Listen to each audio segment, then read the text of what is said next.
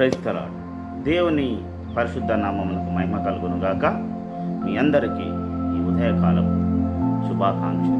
ఈ దినము ధ్యాన వాక్యముగా సామెతల గ్రంథము 8వ అధ్యాయము 34వ వచనము మనం చదువుకున్నాం. అనుదినము నా గడప యొద్ద కనిపెట్టుకొని, నా ద్వారబంధకముల యొద్ద కాచుకొని, నా ఉపదేశమును వినువారు ధన్యులు. Praise the Lord. దేవుడి మాటలు మనందరి వెనుకిడిలో ఆశీర్వదించునుగాక. ప్రార్థన చేసుకుందాం. ప్రభువా, నీకు వందనాలు. విన్న వాక్యమును మాకు విరిచి వడ్డించండి. వినగలిగిన చెవులను, గ్రహించగలిగిన మనసును మాకించి, ఆత్మదేవ నువ్వు నాతో మా అందరితో మాట్లాడి నీ కృపలో భద్రపరుచుకోవాలి. యేసు నామమున ప్రార్థించండి, వేడుకుంటున్నాం. ఆమేన్. Praise the Lord. దేవుని మహా పరిశుద్ధ నామమునకు మహిమ కలుగునుగాక. ఆమేన్. ప్రియులారా, చదవబడిన వాక్య భాగంలో జ్ఞాని అయినటువంటి సొలొమోను మాట్లాడుతున్నాడు. నా ఉపదేశమును వినువారు ధన్యులు, మరియు ఆ మీద నా గడప యొద్ద కనిపెట్టుకొని, నా ద్వారబంధకముల యొద్ద కాచుకొను. అంటే దేవుడు తన ఆజ్ఞ ఇచ్చి ఉన్నాడు. ఏమిటా ఆజ్ఞ అంటే, తన ఉపదేశమును వినాలి అని. నా ఉపదేశమును వినువారు ధన్యులు అని తండ్రి అయిన దేవుడు మాట్లాడుతున్నాడు. ప్రియులారా, ఏమి ఉపదేశము, ఏమి ధన్యత అంటే, మొట్టమొదటిగా మనమందరం గుర్తుంచుకోవాల్సిన కొన్ని ముఖ్యమైన పాయింట్స్.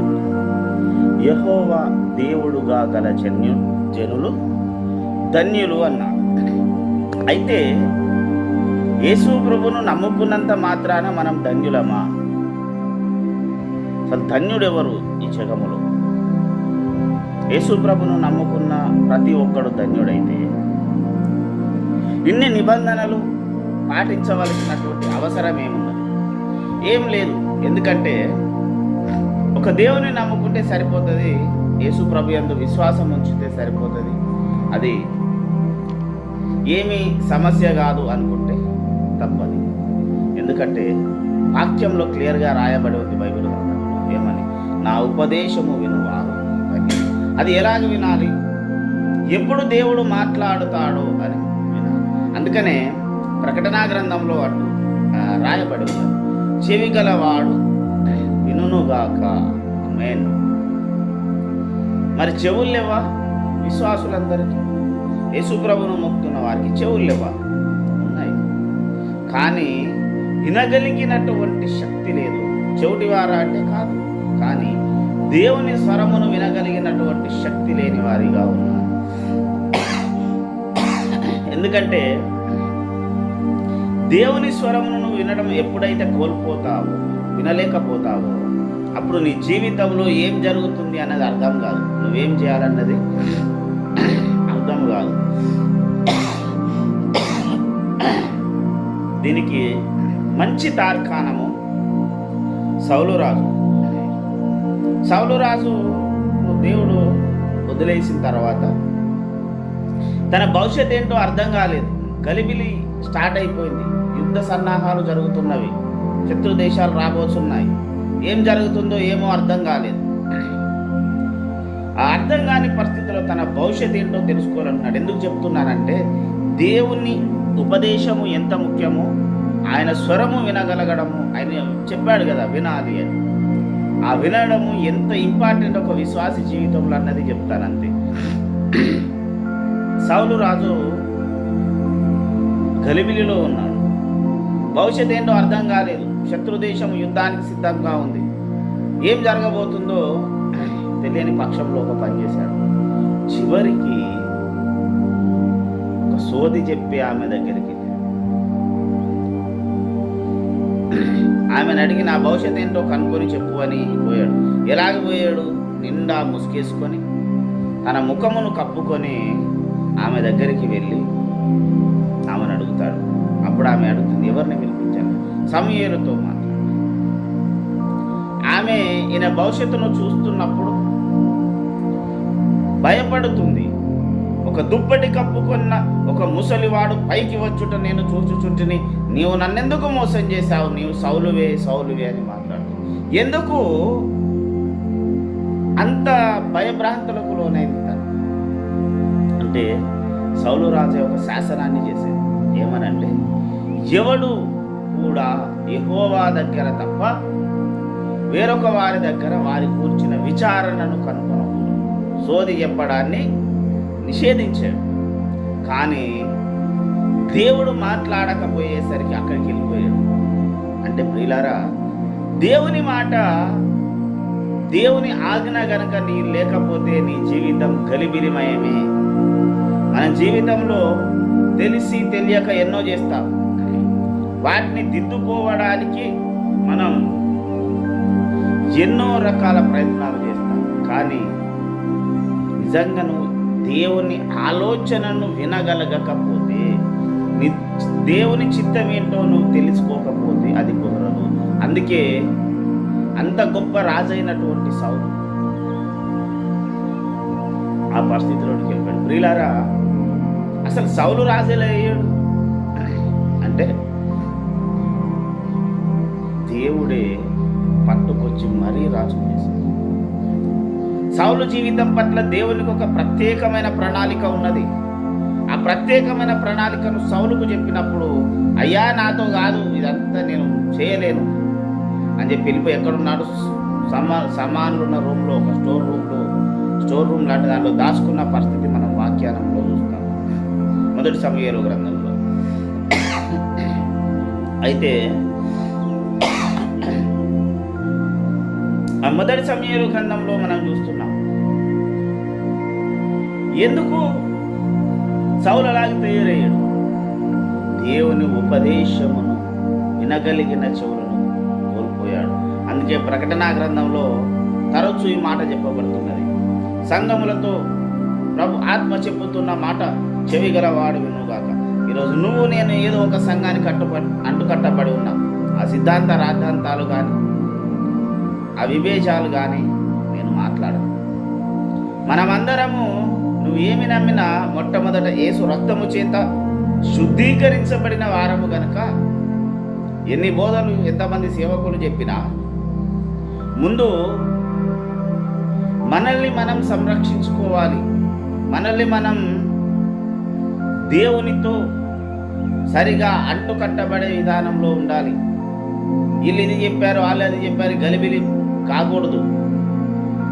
వాక్యం ఏమి చెబుతున్నది అన్నదే ఇంపార్టెంట్. బైబిల్ ఉంది, నువ్వు బైబిల్ చదువు. నువ్వు ప్రార్థన చేస్తే, అడిగితే దేవుడు నీతో మాట్లాడతాడు ఏదో ఒక రకంగా. నువ్వు చదివే వాక్యం ద్వారా ఇంకా నానా రకాల దేవుడు మాట్లాడే విధానాలది. దేవుని చిత్తం అయితే ముందు అది నేర్చుకుందాం. ప్రియులారా, దేవుని స్వరమును ఆత్మ చెప్పుచున్న మాట సంఘాలు వినుగాక అన్నాడు. నువ్వు నేను మనమందరము ఏదో ఒక సంఘంలో ఉన్నాం. అంటే దానికి అర్థం ఏంటంటే, దేవుని స్వరమును వినగలిగిన చెవులను ఈరోజు సంఘం కోల్పోయింది. నీ జీవితంలో ఉన్న ప్రతి గలిబిలికి కారణం దేవునితో నీవు అనుసంధానంగా లేకపోవడం, దేవుణ్ణి నీ జీవితంలోకి నీవు తీసుకోకపోవడం. నమ్ముకున్నప్పుడు బాగానే ఉంది, కానీ ఇప్పుడు దేవుని ఆత్మ నడిపింపులో మన జీవితం లేదు. దేవుని స్వరమును మనం వినలేకపోతున్నాం. ఎప్పుడైతే నీవు దేవుని స్వరమును వినలేవో నీ కుటుంబంలో గలిబిలి మొదలవుతుంది, నీ మనస్సులో అశాంతి అసమాధానం మొదలవుతుంది. ముందు ఎవరేం చెప్పారన్నది కాదు, మనం ఏమి చేస్తున్నాం, మనం సొంత రక్షకుడిగా అంగీకరించినటువంటి యేసు ప్రభుతో ఎంత మట్టుకు కలిసి ఉంటున్నాం, ఎంత మట్టుకు మనం అనుసంధానం కలిగి ఉంటున్నాం, దేవుని స్వరమును మనం వింటున్నామా, దేవుని వాక్యానితో మనకు ఎంత మట్టుకు సంబంధం ఉంది, ప్రార్థనలో దేవునితో ఎలా గడుపుతున్నామన్నది ఇంపార్టెంట్. దేవునితో కనుక నీకు సంబంధం లేకపోతే ప్రియులారా, ఈరోజు మనం అందరము కూడా మన భవిష్యత్ ఏంటో అర్థం కాని గలిబిలిలో ఉంటాం. ఎందుకంటే ప్రతి మనిషి జీవితంలో నీ ఎడల నా ఎడల మనందరి ఎడల దేవుడు ఒక ప్రణాళిక కలిగి ఉన్నాడు. ప్రతి వ్యక్తి జీవితం ఒక డిజైన్ చేయబడింది దేవుడి దగ్గర. ఎవరిని ఊరికే దేవుడు సృష్టించలేదు. నీ జన్మకి నీ సృష్టికి ఒక కారణం ఉన్నది. ఆ కారణం ఏంటో నువ్వు తెలుసుకో. నువ్వు తెలుసుకోలేని రోజే నువ్వు మానసికంగా ఇబ్బందులకు గురి అవుతావు. అది ఎప్పుడైతే నీవు వదిలేస్తావో, మరచిపోతావో, దేవునితో నడవడం, దేవుని ఉపదేశాన్ని వినడం, దేవుని మాటను వినాలనుకోవడం ఎప్పుడైతే నువ్వు చేస్తావో అది నీ జీవితాలకు అనర్థం. ప్రియులారా, ఒక మాట జాగ్రత్తగా వినండి. ఈరోజు దేవుని స్వరానికి నీకు అడ్డంకిగా ఏదుంటే దాన్ని నువ్వు ఒకే పెట్టున తీసివేయి. ఎందుకంటే మన జీవితంలో అనేకమైనటువంటి పరిస్థితులను సాతాను మనకు గుదిబండగా పెట్టాడు. ఎవరిని పడితే వారిని సైతాన్ టార్గెట్ చేయడండి. బైబిల్లో చాలామంది భక్తులు ఉన్నారు, కానీ యోబును మాత్రమే శ్రమలకు అనుమతించాడు. యోబు ఎడల ఒక ప్రత్యేకమైన సాక్ష్యము ఉండాలని దేవుడు ఆశించాడు. ప్రియులారా, ఈరోజు నీ గురించి, నా గురించి ఒక ప్రత్యేకమైన సాక్ష్యమును సిద్ధపరచాలని దేవుడు ఆలోచిస్తున్నాడేమో. సరే, అంతకుముందు మన జీవితంలో ఏమి చేశామో సందర్భం వస్తే తప్ప దేవుని యొక్క ప్రణాళిక మన జీవితంలో అర్థం కాదు. దేవుడు ఎప్పుడైతే ఇక నిన్ను చాలు, నువ్వు రా, నా కొరకు నేను నిన్ను ప్రత్యేకించుకుంటాను, ప్రత్యేకపరుస్తున్నాను అన్నప్పుడు నీవు నేను ఎవరమైనా దేవుని మాట వినేలాగా దేవుడే చేస్తాడు. ప్రియులారా, మత్తయి సువార్తలో యేసు ప్రభుల వారు అన్నారు, నీకు దేవుని సన్నిధికి రావడానికి నీకు ఏమడ్డంకి ఉందో దాన్ని తొలగించే అన్నాడు, దాన్ని పక్కకు పెట్టేసే అన్నాడు. అది నీ ఆస్తిపాస్తులు కావచ్చు, నీ ధనాశ కావచ్చు, నీ ఉద్యోగం కావచ్చు, భార్య కావచ్చు, భర్త కావచ్చు, పిల్లలు కావచ్చు, ఇంకేదైనా కావచ్చు. ఇక్కడ ఒక విషయం గమనించాలి, నన్ను తప్పనుకోవద్దు. వదిలేయి అంటే అర్థం ఏంటిదంటే మొత్తానికి కుటుంబాన్ని వదిలేసి రోడ్డు మీద తిరగమని కాదు. చాలా సందర్భాల్లో ఇలా జరిగినవి. సేవకులు ఒకటి చెప్తే ఇంకొకటి అర్థమై ఇలా తప్పులు చేశారు. వదిలేయి అంటే అర్థం ఏమిటంటే మొత్తాన్ని కుటుంబాన్ని వదిలేయని కాదు. నీకు దేవునికి అడ్డంకిగా ఏముందో నువ్వు ముందు దేవుని దగ్గర కనుక్కో. నువ్వేం చేయాలో అది చెయ్యు. దేవుని స్వరమును విను, వాక్యము చదువు. అప్పుడు నీకు దేవుడు ఏది తెలిపితే అది నీకు అర్థమవుతుంది. ఎక్కడ నీవు దేవునికి దూరంగా వెళ్ళిపోయావో దాన్ని పక్కకు పెట్టేసేయి. దేవుని కొరకు నిలబడడానికి, లేదా దేవుడి సన్నిధికి వెళ్ళడానికి, లేదా కనీసం నువ్వు దేవునితో సమయం గడపడానికి నీకు ఏది అడ్డంకో దాన్ని తీసేయాలి. దాంట్లో నిర్మోహమాటంగా చెప్తున్నాను నేను. బైబిల్కి నేను కాదు, బైబిల్ గ్రంథము చెప్పింది, నేను చెప్పే మాట కాదు. బైబిల్ గ్రంథమే చెప్పింది. నీకు దైవ సన్నిధికి అడ్డంకిగా ఉన్న ప్రతిదాన్ని నువ్వు వదిలేయకపోతే దేవునికి నీడలన్న ప్రణాళిక నీకు అర్థం కాదు. దాన్ని బట్టి నీవు సమాధానంగా ఉండలేవు. రేపు నీ కుటుంబము కూడా ఆశీర్వదించబడదు.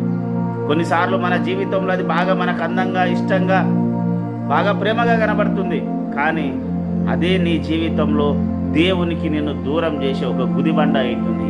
అది నీ ఉద్యోగమైనా, ఇంకా ఏదైనా నీ జీవితంలో కలిగి ఉన్న ఏదో ఒక దాంట్లో సైతాన్ నిన్ను బలంగా పట్టుకొని ఉన్నాడు. ఈ సందేశం వింటున్న వారందరికీ ఒక మనవి చేస్తున్నాను. నీ జీవితంలో దేవుడు కలిగి ఉన్న అద్భుతమైన ప్రణాళిక, ఆశీర్వాదము నీ జీవితంలో నెరవేరాలంటే ఖచ్చితంగా నీవు దేవుడు చెప్పే ఉపదేశం ఏంటో అర్థం చేసుకోగలగాలి. ఆ మనస్సు ఉండాలి, ఆ చెవులు ఉండాలి.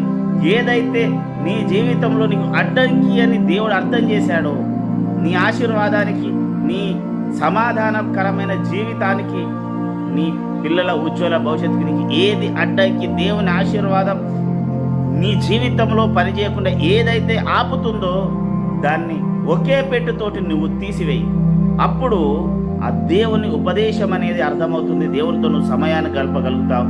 దేవుడు నిన్ను దీవించాలనుకున్న రీతిలో ఆశీర్వదిస్తాడు. ప్రభు అయిన యేసు మనలందరినీ తన కృపలో సదా ఆశీర్వదించును గాక. ప్రార్థన చేసుకుందాం.